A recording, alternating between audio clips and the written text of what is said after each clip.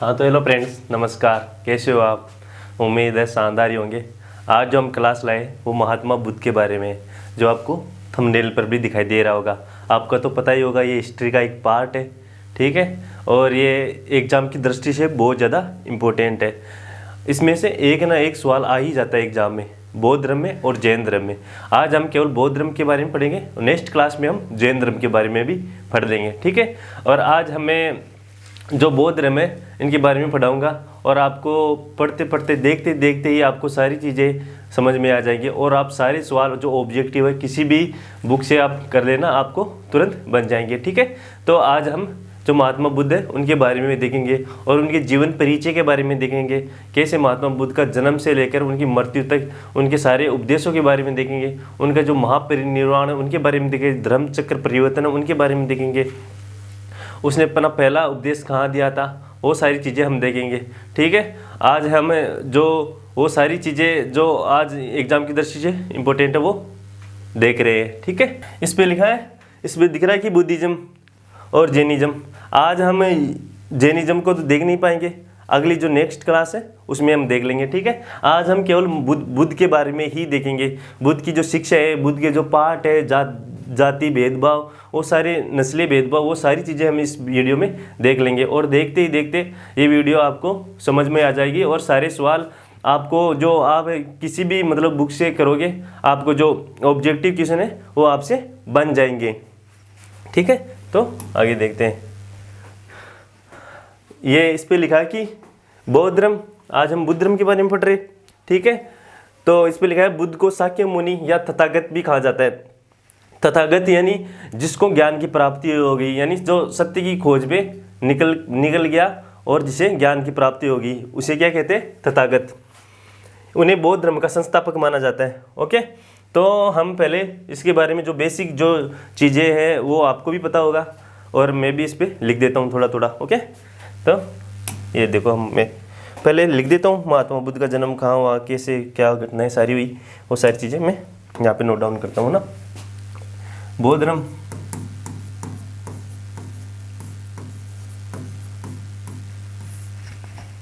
जन्म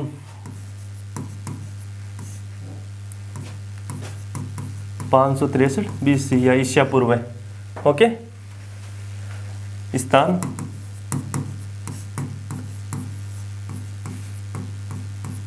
लुम्बिनी, जो आज के नेपाल में है, ओके। और बचपन का नाम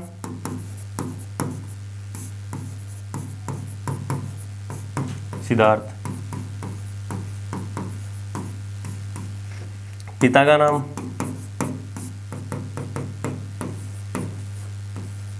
सुधोधन। माता का नाम माया देवी, ओके। माँ देवी की मृत्यु उनके प्रसव पीड़ा के दौरान 7 दिन के जब महात्मा बुद्ध होते हुए सिद्धार्थ, उसके उपलक्ष्य में माया देवी की मृत्यु हो गई थी। और इसकी पत्नी यशोधरा, वो सारे हम देखेंगे। पुत्र राहुल। फिर इसकी जो लालन पोषण है, प्रजापति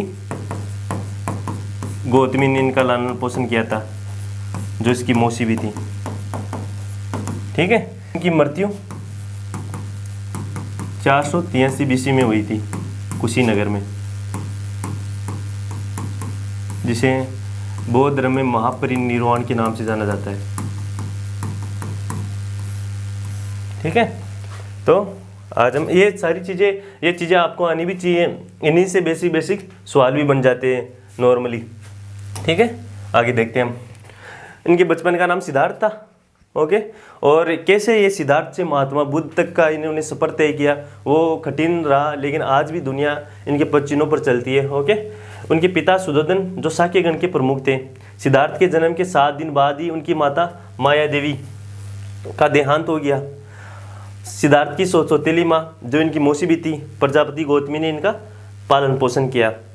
सिद्धार्थ का विवाह 16 वर्ष की आयु में यशोधरा से हो गया था और उसे एक पुत्र की प्राप्ति हुई थी राहुल के नाम से, जिसका नाम राहुल है। ओके, तो कैसे महात्मा बुद्ध, उनका वो जो राजा हुआ करते थे, कैसे उनका जो राजा से सन्यासी यानी बाबा के रूप में उन्होंने जो अपनी जो चीज़ें वो धारण कर ली है।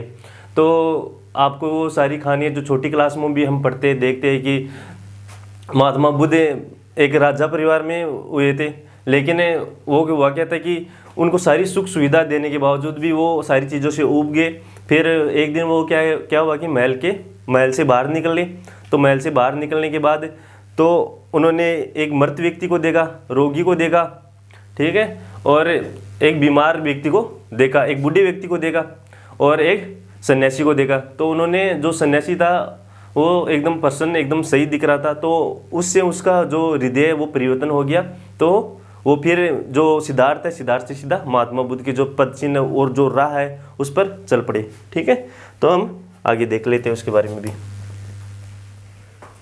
जब सिद्धार्थ कपिल वस्तु के दौरे पर गए तो सिद्धार्थ ने 4 चीज़ें देखी जो उन्होंने पहले कभी नहीं देखी थी। पहले कहाँ से देखते थे?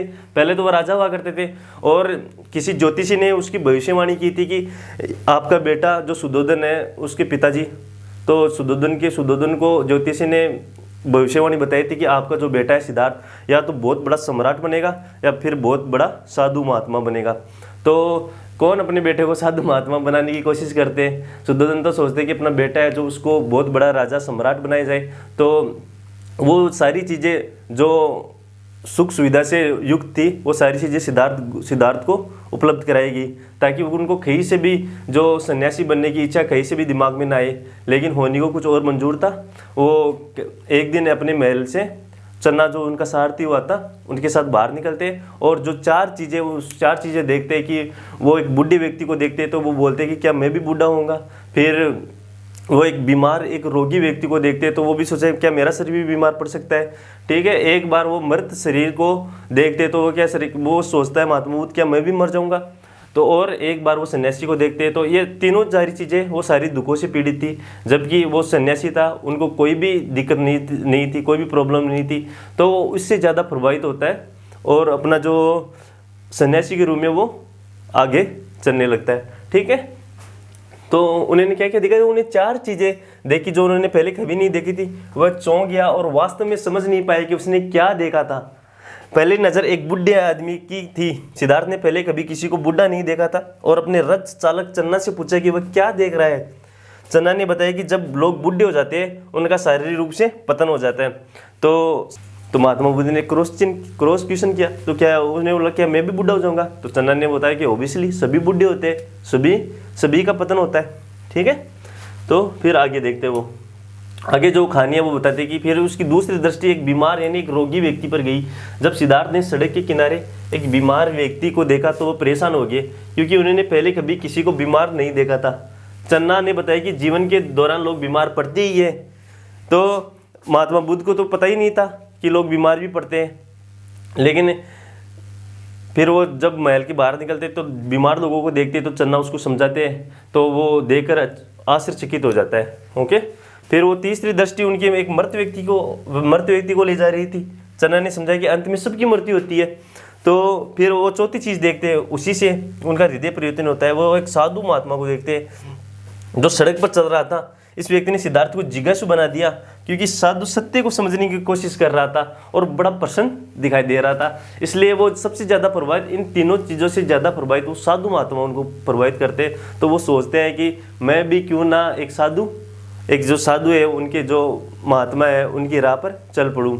ठीक है, तो वो ऐसे चीज़ों पर अमल करते हैं। फिर सिद्धार्थ फिर वो क्या करते हैं कि वो अपनी पत्नी यशोधरा और राहुल को बिना बताए ही वहाँ से दबे पांव अपने महल से निकल जाते हैं और सत्य की खोज में निकल पड़ते हैं। फिर वो कोंडे ने एक शिष्य था, उनके साथ वो कठिन तपस्या करते हैं और उनका पहला गुरु जो अलार कलाम हुआ करता था, दूसरा गुरु उसका रामगुप्त हुआ करता था। लेकिन वो अपने रामगुप्त उन गुरुओं को भी छोड़कर अकेली जो ध्यान की प्रक्रिया है वो शुरू करते हैं, है ना। बताया जाता है कि उसको 49 दिन के बाद निर्जना नदी के किनारे और पीपल वृक्ष के नीचे बोध गया में उनको ज्ञान की प्राप्ति हुई थी। ठीक है, वो हम आगे भी देख लेंगे। ओके, सिद्धार्थ ये पता लगाना चाहते थे कि लोग क्यों पीड़ित है और इस पीड़ा को कैसे समाप्त किया जाए। सिद्धार्थ ने 29 साल की उम्र में घर छोड़ दिया था, जिसे बौद्ध धर्म में महाविनिस्मरण के नाम से जानते हैं, है ना। तो मैं यहाँ पे नोट डाउन कर देता हूँ महाविनिस्मरण।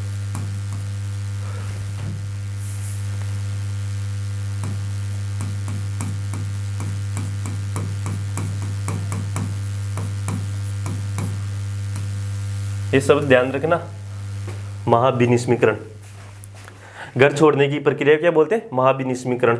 और महात्मा बुद्ध की मृत्यु को महापरिनिर्वाण के नाम से जाना जाता है। और महात्मा बुद्ध ने जहाँ पे उपदेश दिया था, उसको जो पहला उपदेश दिया था उसको धर्म चक्र परिवर्तन के नाम से हम जानते हैं। ओके। और बिहार के एक गाँव बोधगया में एक पीपल के पेड़ के नीचे गौतम ने 49 दिनों के निरंतर ध्यान के बाद बौद्ध ज्ञान प्राप्त किया, यानी निर्वाण को प्राप्त हो गए। फिर वो 49 दिन की मेडिटेशन के बाद, तो ध्यान के बाद जो महात्मा बुद्ध है वो निर्वाण को प्राप्त हो गए। और वो सिद्धार्थ नाम के एक लड़के से सीधा महात्मा बुद्ध एक जो सम्राटों के सम्राट है उनसे भी कई बड़े वो बनकर उभर कर हमारे सामने आते हैं। ठीक है। और आज दुनिया उन्हीं के पच्चीनों पर चलती है। ओके। और हम भी बोलते कि हम अपने सभाओं में, हमने अपने इस भाषणों में खूब बताते कि हमने अपने देश से युद्ध नहीं दिए, हमने अपने दूसरे देशों को बुद्ध दिए। ओके। ये जो कोट है हम अपने जो विचारों में सम्मिलित करते हैं बुद्ध के नाम से, और हम बोलते हैं कि हम बुद्ध की धरती से आते हैं। ओके। और हम अपना जो गर्व है वो महसूस करवाते हैं बुद्ध। ठीक है। तो वो सारी चीज़ें हम देख रहे हैं। इस प्रकार 35 वर्ष की आयु में उन्होंने अंततः गया यानी बिहार में निर्जना नदी के तट पर एक पीपल के पेड़ बोधि वृक्ष के नीचे निर्वाण ज्ञान प्राप्त किया और बुद्ध व्यक्ति के रूप में माने जाने लगा। एनलाइटमेंट, इसे ज्योतिपुंज, एशिया का ज्योतिपुंज के नाम से भी जानते हैं, एशिया का ज्योतिपुंज।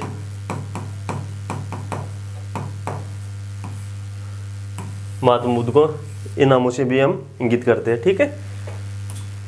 आगे, उत्तर प्रदेश के सारनाथ गांव में बनारस शहर के निकट बुद्ध ने अपना पहला भाषण दिया था। इसे धर्म चक्र परिवर्तन के नाम से जानते हैं। बुद्ध ने कौशल, कौशाम्बी और वैशाली के राजाओं में पाली भाषाओं में अपने उपदेश दिए। पाली भाषाएं जो आम भाषा हुआ करती थी, उसने अपनी भाषाओं में, आम भाषाओं में सबसे सर्वाधिक भाषण दिए ताकि लोगों को ज़्यादा से ज़्यादा जो सत्य की जो चीज़ें हैं वो समझ आ सके। बुद्ध ने अपने अधिकांश शिक्षा कौशल की राजधानी श्रावस्ती में दिए। देखो, महात्मा बुद्ध की मृत्यु 80 साल की उम्र में हुई थी। उनमें से लगभग 20 सालों तक तो वो श्रावस्ती में ही रहे थे और 20 सालों तक वो श्रावस्ती में ही अपना जो उपदेश है, वो जो ज्ञान है वो देते रहे थे। ठीक है। तो सर्वाधिक जो उपदेश है वो श्रावस्ती में देते थे जो बिहार में है। अब उनके प्रमुख अनुयायी शासक, जब महात्मा बुद्ध को ज्ञान की प्राप्ति, निर्वाण की प्राप्ति, तो लोग उनसे काफ़ी प्रभावित हुए। तो न केवल जो साधारण लोग हैं वो प्रभावित हुए, बल्कि जो राजा महाराजा है वो भी उनके अनुयायी बन गए, फॉलोअर्स बन गए। ठीक है। तो उनमें से एक नाम आता बिंबिसार, जो हर्यक वंश का एक राजा है। प्रसन्नजीत, उदयन, ये सब महान एक राजा है जो महात्मा बुद्ध के फॉलोअर्स बन गए, अनुयायी बन गए थे। अल्लाह कलाम सिद्धार्थ के पहले गुरु थे। अल्लाह कलाम के बाद सिद्धार्थ ने राजगीर के रुद्र रामबुद्ध से शिक्षा ग्रहण की। फिर रुद्र या रामगुप्त भी बोल देते इसे हम, उनका सेकंड गुरु था। ओके। आगे, बुद्ध का प्रतिदिन करने वाले 5 रूप हैं कमल और बेल। जब महात्मा बुद्ध का जन्म हुआ तो उनको जो उनके जन्म के उपलक्ष्य में जो उनकी माता है, उनको जो कमल के जो फूल है उन पे उनको बिठाया था उसको जन्म के दौरान। तो उनका जन्म वो हम कमल और बेल के से इंगित करते हैं। जब महात्मा बुद्ध अपने घर का त्याग किया था, महाविनिस्मरण किया था, तो वो एक अश्व यानी घोड़े से गए थे। तो अश्व को हम त्याग के रूप से इंगित करते हैं। बोधि वृक्ष के नीचे उसे ज्ञान की प्राप्ति हुई थी, तो उसे महाबोधि के नाम से हम जानते हैं। धर्म चक्र परिवर्तन पहला उपदेश दिया था, जिसे हम बौद्ध धर्म से धर्म चक्र परिवर्तन के नाम से जानते हैं। पद चिन्ह निर्वाण यानी ज्ञान की प्राप्ति। ये जो कोट है, ये जो शब्द है, आपको ध्यान रखना। ओके। फिर उन्होंने बताया कि जो महात्मा बुद्ध ने बताया कि संसार में दुख क्यों है, पीड़ाएं क्यों है। तो उन्होंने वो सारी चीजें, महात्मा बुद्ध एक चिकित्सक है, वैद्य है, एक चिकित्सक। जिस प्रकार डॉक्टर दुखों का यानी दर्द पीड़ा का निजात करते हैं, उसे कई ज़्यादा महात्मा बुद्ध के उपदेशों से जो सारी समस्या है वो जड़ से खत्म हो जाती है। तो उसने बताया कि दुख क्यों है, दुख पीड़ा का सच क्या है, समुदाय पीड़ा का कारण बताया उसने, दुख के अंत का कारण बताया। फिर उसने बताया कि दुख के अंत की ओर ले जाने वाले मार्ग का सत्य, यानी दुख है संसार में, दुख का कारण है और दुख का निदान है और दुख के जो निदान का मार्ग है। ठीक है, उन्होंने 4 चीजें बताई। फिर वो अष्टांगिक मार्ग बताया, कैसे ये सारे 8 मार्ग है, 1 2 3 4 5 6 7 8, यानी अष्टांगिक मार्ग पर चलना सिखाया महात्मा बुद्ध ने में। यानी जो कोई भी इन अष्टांगिक मार्ग पर चलेगा उसे पीड़ा या दुख दर्द छू भी नहीं पाएगा। जैसे उन्होंने लिखा है कि सही समझ होनी चाहिए, विचार अच्छे होने चाहिए, व्यक्ति के सही भाषण, अच्छा भाषण होना चाहिए, यानी संवाद जो हम बोलते हैं वाक वाणी से, किसी को अपनी वाणी से दुख या पीड़ा नहीं होनी चाहिए, किसी को भी हमें बुरा भला नहीं बोलना चाहिए, एकदम सही वाक वाणी से हमें बोलना चाहिए। समाकमानता, सही आजीविका, यानी ज़्यादा धन इकट्ठा करने की उन्होंने लालसा को ख़त्म कर दिया था कि आप जो जितना ज़रूरत है उतना ही कमाए, नहीं तो जितना ज़्यादा हम लालसा बढ़ेगी तो सारी चीज़ें जो महात्मा बुद्ध ने बताई वो उनकी किताब में भी लिखी है, आप उनकी किताब भी पढ़ लेना। ओके, सही प्रयास, सही सचेतना और सही एकाग्रता, ये अष्टांगिक मार्ग पर चलकर कोई भी जो पीड़ा है, दुख है, उसे निजात पा सकते हैं। ये किसने बोला था? महात्मा बुद्ध ने। फिर जब महात्मा बुद्ध को महापरिनिर्वाण की प्राप्ति हो गई थी, यानी महात्मा बुद्ध की मृत्यु 483 BC ईसा पूर्व कुशीनगर में हो गई थी और इनकी मृत्यु को महापरिनिर्वाण के नाम से जानते हैं। और बाद में इनकी मृत्यु हुई तो बौद्ध धर्म को आगे जो कैसे आगे ले जाए उनके फिर बैठ के बुलाएगी, उनकी परिस्थिति बुलाएगी। महात्मा बुद्ध तो महानिर्वाण प्राप्त हो गए थे, फिर उनके जो बौद्ध धर्म है उनको उपदेश, उनकी जो शिक्षा है वो कैसे आगे बढ़ाया जाए। ठीक है, तो उनकी पहली जो समिति हुई थी वो राजगीर में हुई थी। ये जो याद रखना आपको, ये जो सवाल तो एग्जाम में ही पूछ लेते हैं। ओके, राजगीर में उस समय अजातशत्रु हुआ करते थे। ठीक है, और जो अध्यक्ष है महाकश्यप थे, यानी ये तो महाकश्यप, ये तो ध्यान रखना कि पहले दीक्षा करे तो महान आदमी कर रहे पहले दीक्षा था तो महाकश्यप। दूसरी उनकी जो समिति है वो वैशाली में हुई थी। कालाशोक जो नागवंश का एक राजा था वो इसका कर रहा था, तो सभा का में इसकी अध्यक्षता कर रहे थे।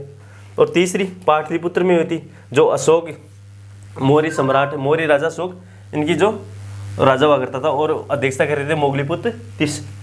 और चौथी है वो कुंडलवन कश्मीर में हो रही थी, जो कुषाण वंश के वास्तविक संस्थापक थे कनिष्क, वो उनके जो राजा वो उस टाइम पे वो हुआ करते थे और अध्यक्षता कर रहे थे इसकी वो सुमित्र। ओके, और इन्हीं चौथी बौद्ध संगति में ही बौद्ध धर्म है वो 2 भागों में बट गया था, हीनयान और महायान। हीनयान जो रूढ़िवादी चीज़ों में विश्वास करते हैं, जबकि महायान एक नए विचारों को जन्म देते हैं। ठीक है, वो सारी चीज़ें। ओके, तो महात्मा बुद्ध की मृत्यु के बाद ये सारी जो है ये समितियाँ हो रही है, संगतियाँ हो रही है, ताकि कैसे महात्मा बुद्ध के जो उपदेश है वो आगे से आगे बढ़ाया जाए। लेकिन महात्मा बुद्ध का जो आनंद वो एक शिष्य था, तो उन्होंने फिर महिला को भी एंट्री देनी स्टार्ट कर दी थी। तो महात्मा बुद्ध ने उस पर आलोचना भी कसी थी कि ये जो बौद्ध धर्म है वो 1000 सालों तक यानी सैकड़ों सालों तक चलने वाला था, हजारों वर्षों तक चलने वाला था, अब वो थोड़े दिनों में यानी 500 वर्षों में ही समाप्त हो जाएगा। ठीक है, वो इसमें चीज़ें उसमें वो तो डीप में सारी चीज़ें, लेकिन इतने सारे क्वेश्चन आते नहीं, हमारे क्वेश्चन जो ऊपर से आते हैं वो हम देख रहे हैं। ठीक है, आगे क्या लिखा है इसमें। अब अशोक घोष संस्कृत में बुद्ध चरित्र के लेखक कनिष्क के समकालीन, नागार्जुन महायान बौद्ध धर्म के मध्यम स्कूल के संस्थापक, बौद्ध घोष धर्मकीर्ति। ओके, ये जो लेखक हैं उस टाइम पे बौद्ध धर्म के बारे में उन्होंने खूब सारा बड़ा चढ़ा कर लिखा चीज़ों को। बौद्ध धर्म के पवित्र ग्रंथ को त्रिपिटक कहा जाता है, जिसमें से नाम है त्रिपिटक में से विनय पिटक, सुत्त पिटक, अभिधम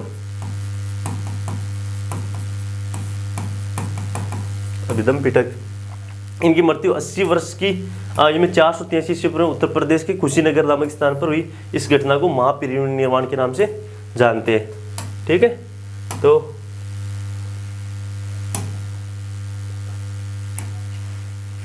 तो आज हमने महात्मा बुद्ध को समझने की कोशिश की और इनके जो दैनिक जीवन में कैसे हम इनको फॉलो करके अपने जीवन को आसान बना सकते हैं। और हमने जो आसान जो चीज़ें हमने इस पर डाली है। आसान तो है नहीं, आसान इसलिए कि ये सारी चीज़ें एग्ज़ाम की दृष्टि से बहुत ज़्यादा इम्पोर्टेंट है। ओके, इन सबको पढ़कर जो एग्ज़ाम में वो क्वेश्चन हम बना सकते हैं।